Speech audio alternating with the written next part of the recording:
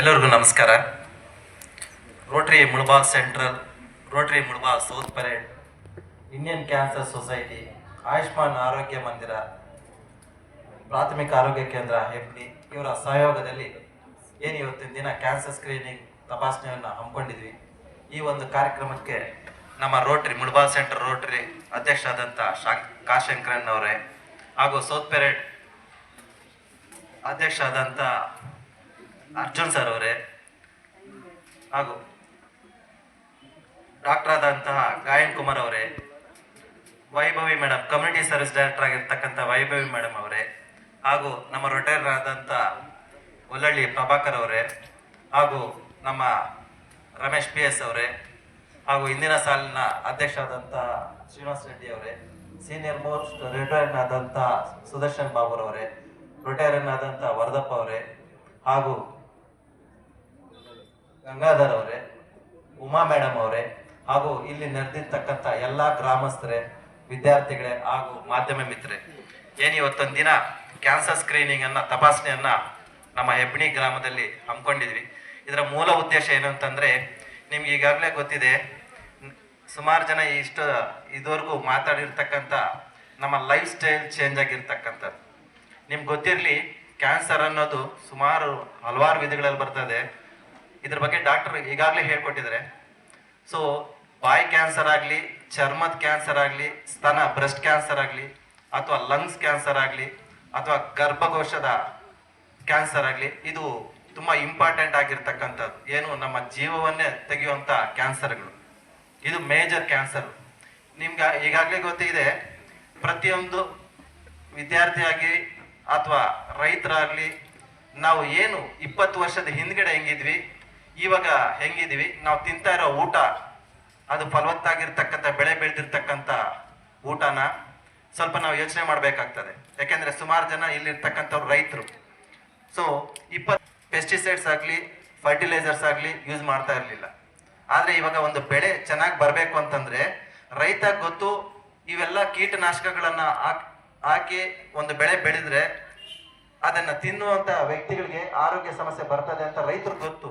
ಆದರೂ ಸಹ ಅವ್ರು ಏನು ಖರ್ಚು ಮಾಡಿ ಬೆಳೆ ಬೆಳೆದಿರ್ತಾರೆ, ಆ ಬೆಳೆ ಉಳಿಸ್ಕೊಳ್ಳಿಕ್ಕೋಸ್ಕರ ಆ ಒಂದು ಪೆಸ್ಟಿಸೈಡ್ಸ್ ಅನ್ನ ಹೊಡಿಲೇಬೇಕಾಗ್ತದೆ. ಸೊ ನಾವು ಇಲ್ಲಿ ಜಾಸ್ತಿ ವಿದ್ಯಾರ್ಥಿಗಳನ್ನು ನೋಡ್ಬೋದು. ಈ ವಿದ್ಯಾರ್ಥಿಗಳು, ಪ್ರತಿಯೊಬ್ಬ ವಿದ್ಯಾರ್ಥಿನೂ ಒಂದು 10 ವರ್ಷದ ಹಿಂದ್ಗಡೆ ಯಾವುದೇ ಒಂದು ಶಾಲೆಗೆ ಹೋಗ್ಬೇಕು ಅಂತಂದ್ರೆ ನಡ್ಕೊಂಡು ಹೋಗ್ತಾ ಇದ್ರು. ಈಗ ಗವರ್ಮೆಂಟ್ ಸ್ಕೀಮ್ಸ್ ಬಂದ್ಬಿಟ್ಟಿದೆ. 1 ಕಿಲೋಮೀಟರ್ ಇಂದ ಮಕ್ಕಳು ನಡ್ಕೊಂಡು ಹೋಗ್ತಾ ಇದ್ರೆ ಅವ್ರಿಗೆ ಸೈಕಲ್ ಕೊಡ್ರಿ ಅಂತ. ಸೊ ಗವರ್ಮೆಂಟ್ ಕೊಡದೇ ಇದ್ರು ನಮ್ಮ ರೋಟರಿ ಕಡೆಯಿಂದ ಸೈಕಲ್ ಕೊಡ್ತಾ ಇದ್ವಿ. ಇದರಿಂದ ಏನಾಗ್ತದೆ ಅಂದ್ರೆ ವಿದ್ಯಾರ್ಥಿಗಳಿಗೆ ನಡ್ಕೊಂಡು ಹೋಗುವಂತ ಚಾನ್ಸ್ ಕೂಡ ನಾವು ಕೊಡ್ತಾ ಇಲ್ಲ.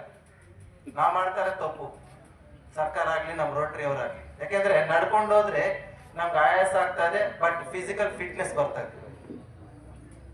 ಮತ್ತೆ ಮಕ್ಕಳು LKG ಇಂದಾನೇ ಪೌಡ್ರು, ಸ್ನೋಗ್ಲು, ಬಾಡಿ ಸ್ಪ್ರೇಗಳು ಇವೆಲ್ಲ ಹಚ್ಕೊಂತಾ ಇದ್ದಾರೆ. ಏನಂತಂದ್ರೆ ಬರ್ತಕ್ಕಂಥ ಪೌಡರ್ ಆಗಲಿ, ಕಾಸ್ಮೆಟಿಕ್ಸ್ ಆಗಲಿ, ಲಿಪ್ಸ್ಟಿಕ್ಗಳಾಗ್ಲಿ ಅಥವಾ ಬಾಡಿ ಸ್ಪ್ರೇಗಳಾಗ್ಲಿ, ಇವೆಲ್ಲ ಕ್ಯಾನ್ಸರ್ಗೆ ಮೂಲ ಕಾರಣ. ಇದು ಯಾವುದೇ ಕಾರಣಕ್ಕೂ ಬಳಸಬಾರ್ದು. ಬಟ್ ಯಾಕೆ ಬಳಸ್ತಾ ಇದೀವಿ ಅಂತಂದ್ರೆ, ನಾವು ಇತರರಿಗೆ ಅಂದವಾಗಿ ಕಾಣಬೇಕು, ನಮ್ಮ ಚರ್ಮವನ್ನು ಕರೆಕ್ಟಾಗಿ ಫೇಶಿಯಲ್ ಆಗಿರ್ಬೇಕು ಅಂತ ಹೇಳಿ ನಾವು ಅವನ್ನೆಲ್ಲ ಯೂಸ್ ಮಾಡ್ತಾ ಇದ್ವಿ. ಸೊ ಅದು ಯೂಸ್ ಮಾಡೋದ್ರಿಂದ ಚರ್ಮದ ಕ್ಯಾನ್ಸರ್ ಬರ್ತದೆ. ಹಿರಿಯರು ಯಾರೆಲ್ಲ ಇಲ್ಲಿ ಹಿರಿಯರಿದ್ದಾರೆ, ಸುಮಾರು ಜನ ಆಲ್ಕೋಹಾಲಿಕ್ ಇರ್ತಾರೆ, ಜೊತೆಗೆ ಎಲೆ ಅಡಿಕೆ, ಪಾನು ಇವೆಲ್ಲ ಹಾಕುವಂಥವ್ರು ಇದ್ದಾರೆ. ಈ ಎಲೆ ಅಡಿಕೆ, ಪಾನು ಇವೆಲ್ಲ ಜಾಸ್ತಿ ಆಗ್ತಾ ಇದ್ರೆ ಏನಾಗ್ತದೆ ಅಂದ್ರೆ ಬಾಯ್ ಕ್ಯಾನ್ಸರ್ ಬರ್ತದೆ. ಬರ್ಲಿ ಬಿಡಿ ಸರ್, ಬಾಯ್ ಕ್ಯಾನ್ಸರ್ ಯಾವಾಗೋ ಬರೋದು, ಇವಾಗ ನಮ್ಗೆ ಅದು ಟೇಸ್ಟ್ ಸಿಗತ್ತಲ್ವಾ ಅಂತಾರೆ. So pre test, post test ಅನ್ನೋದು ಇರ್ತದೆ. ಏನಂತಂದ್ರೆ ಕ್ಯಾನ್ಸರ್ ಮುಂಚಿತವಾಗ್ಲಿ ನಾವೇನ್ ಟೆಸ್ಟ್ ಮಾಡಿಸಿರ್ತೀವಿ, ನಾವು ಅದ್ರ ಬಗ್ಗೆ ಅರಿವಿದ್ರೂ ನಾವು ಅದನ್ನ ಲೆಕ್ಕಕ್ಕೆ ತಗೊಳ್ಳೋದಿಲ್ಲ. ನೆಗ್ಲಿಜೆನ್ಸ್ ಏನು ಅಂತಂದ್ರೆ, ಹೋಗೋದು ಯಾವತ್ತಿದ್ರು ಹೋಗ್ತೀವಲ್ವಾ, ಇದು ಟೇಸ್ಟ್ ಚೆನ್ನಾಗಿದೆ ಅಂತ ಹೇಳ್ತೀವಿ. ಏನು ಆಲ್ಕೋಹಾಲ್ ತಗೊಳ್ಳೋವಾಗ್ಲಿ ಅಥವಾ ಎಲೆ ಅಡಿಕೆ ಆಗ್ಲಿ, ಇದನ್ನ ಕುಡಿದ್ರೆ ಕ್ಯಾನ್ಸರ್ ಬರ್ತದೆ, ನೀನ್ ಸಾಯ್ತಿ ಅಂತ. ಆದ್ರೂ ತಗೊಳ್ತೀವಿ. ಯಾಕೆ ಹೇಳಿ? ಟೇಸ್ಟ್ ಇರ್ತದೆ, ಜೊತೆಗೆ ಒಂದು ಮೊಂಡು ಏನು ಜೀವನ. ಸೊ ಇದರಿಂದ ಬಾಯ್ ಕ್ಯಾನ್ಸರ್ ಬರ್ತದೆ, ಲಂಗ್ಸ್ ಕ್ಯಾನ್ಸರ್ ಬರ್ತದೆ. ಇನ್ನೆರಡು ಗರ್ಭಕೋಶದ ಕ್ಯಾನ್ಸರ್ ಆಗ್ಲಿ, ಸ್ತನ ಕ್ಯಾನ್ಸರ್ ಆಗ್ಲಿ, ಇದು ನಮ್ಗೆ ಅದು ಗೊತ್ತಾಗೋದೇ ಇಲ್ಲ.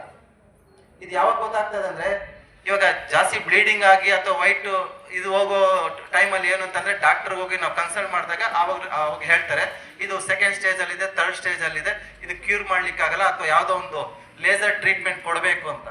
ಸೊ ಅವೆರಡೂ ನಮಗೆ ಗೊತ್ತಿಲ್ಲದೆ ಬರ್ತಕ್ಕಂಥದ್ದು, ಬಟ್ ಇವು ಗೊತ್ತಿದ್ದು ಬರ್ತಕ್ಕಂಥದ್ದು. ಸೊ ನಾವು ಅದ್ರ ಬಗ್ಗೆ ಅರಿವಿದ್ರೂ ಕೆಲವು ನೆಗ್ಲೆಕ್ಟ್ ಮಾಡ್ತೀವಿ ನಾವು. ಸೊ ಇವಾಗ ಪ್ರತಿಯೊಂದು ಮನೆಯಲ್ಲೂ ಟೂ ವೀಲರ್ ಅನ್ನೋದು ಇದ್ದೇ ಇರ್ತದೆ. ಮೊದಲು ಆದ್ರೆ ಸೈಕಲ್ ಇತ್ತು, ಈಗ ಸೈಕಲ್ ಹೋಗಿ ಟೂ ವೀಲರ್ ಬಂದಿದೆ. ಸೈಕಲ್ ಅದು ತುಳಿಬೇಕು, ತುಳಿದ್ರೆ ಕಾಲು ನೋವು ಬರ್ತದೆ, ಅದಕ್ಕೆ ಟೂ ವೀಲರ್. ಪ್ರತಿಯೊಂದು ಮನೆಯಲ್ಲಿನೂ ಮನೆಯಿಂದ ಹೊರಗಡೆ ಬಂದಿದ ತಕ್ಷಣ ಹೊಸಲ ಹತ್ರದಿಂದ ಟೂ ವೀಲರ್ ಸ್ಟಾರ್ಟ್ ಮಾಡ್ತೀವಿ. ಮತ್ತೆ ನಾವು ಎಲ್ಲಿಗೆ ಹೋಗ್ಬೇಕು ಅಲ್ಲಿ ತನಕ. ಇವಾಗ ಹೆಂಗಾಗೋಗಿದ್ರೆ, ಇವಾಗ ಚೇರ್ಗಳಲ್ಲಿ ಕೂತಿದ್ರ, ಇನ್ನು 10 years ಆದ್ಮೇಲೆ ಡೈರೆಕ್ಟ್ ಟೂ ವೀಲರ್ ಅಲ್ಲಿ ಬಂದು ಅಲ್ಲೇ ಪಾರ್ಕಿಂಗ್ ಮಾಡಿ ಟೂ ವೀಲರ್ ಕೂತ್ಕೊಂಡ್ಬಿಡ್ತಾರೆ. ಚೇರ್ಗಳು ಹಾಕ್ಬೇಕು, ಬೇಡ ಬಿಡಿ ಸರ್ ನಮ್ದೇ ಟೂ ವೀಲರ್ ಇದೆ, ನನ್ನ ಗಾಡಿಯಲ್ಲ ನಾನು ಕೂತ್ಕೊಂಡು ನಿಮ್ ಭಾಷಣ ಕೇಳ್ತೀನಿ ಅಂತಾರೆ. ಯಾಕಂದ್ರೆ ಬರ್ತಕ್ಕಂಥ ಕಾಲಘಟ್ಟ ಈ ತರ ಆಗೋಗ್ತಾ ಇದೆ. ಜನರೇಷನ್ ಚೇಂಜ್ ಆಗ್ತಾ ಆಗ್ತಾ ಆಗ್ತಾ ನಮ್ ಲೈಫ್ ಸ್ಟೈಲ್ ಚೇಂಜ್ ಆಗ್ತಾ ಆಗ್ತಾ ಇನ್ನೊಬ್ರು ನಾವು ಜವಾಬ್ ಕೊಡೋದು ಬೇಡ, ಇನ್ನೊಬ್ರ ಬಗ್ಗೆ ನಾವು ತಲೆ ಕೆಡ್ಸ್ಕೊಳ್ಳೋದು ಬೇಡ, ನನ್ನ ಲೈಫು ನನ್ನ ಇಷ್ಟ, ನನ್ನ ಆರೋಗ್ಯ ನನ್ನ ಇಷ್ಟ ಅನ್ನೋ ಮಟ್ಟಕ್ಕೆ ಬಂದ್ಬಿಟ್ಟಿದ್ದಾರೆ ಪ್ರತಿಯೊಬ್ರು. ನಾವ್ ಎಷ್ಟೇ ಸ್ಪೀಚ್ಗಳು ಕೊಟ್ರು, ನಾವೆಷ್ಟೇ ಅವೇರ್ನೆಸ್ ಟಿವಿಗಳಲ್ಲಾಗ್ಲಿ, ಮ್ಯಾಗಝಿನ್ಗಳಲ್ಲಿ, ಯೂಟ್ಯೂಬ್ಗಳಲ್ಲಿ ಎಲ್ಲಾದ್ರಲ್ಲೂ ಕೊಟ್ರು ಪ್ರತಿಯೊಬ್ರು ಅದನ್ನ ನೋಡಿ ಎಂಟರ್ಟೈನ್ಮೆಂಟ್ ತಗೊಳ್ತಾರೆ. ಬಟ್ ಅದು ಸೀರಿಯಸ್ ಆಗಿ ತಗೊಳ್ತಾ ಇಲ್ಲ. ಸೀರಿಯಸ್ ಆಗಿ ಯಾವಾಗ ತಗೊಳ್ತಾರೆ ಅಂದ್ರೆ ಆ ಕಾಯಿಲೆ ಅವ್ರಿಗೆ ಬಂದಾಗ, ಅದು ಬಂದಾಗ ಬ್ಯಾಂಗ್ಳೂರ್ಗೆ ಹೋಗಿ ಚೆಕಪ್ ಮಾಡಿಸಿ 1 ಲಕ್ಷ 2 ಲಕ್ಷ ಅವ್ರ ಬಿಲ್ ಅಂತ ಹಾಕ್ತಾರಲ್ವಾ, ಆವಾಗ ಅರಿವಾಗ್ತದೆ. ಆವಾಗ ಅರಿವಾದಾಗ ಮನೆಯವ್ರಿಗೆ ಹೇಳ್ತಾರೆ, ನನ್ಗೆ ಹೆಂಗೂ ಕ್ಯಾನ್ಸರ್ ಬಂದಿದೆ, ದಯವಿಟ್ಟು ನೀನ್ ಈ ಚಟಕ್ಕೆ ಹೋಗ್ಬೇಡ ಅಂತ ಕೇಳ್ತಾರ.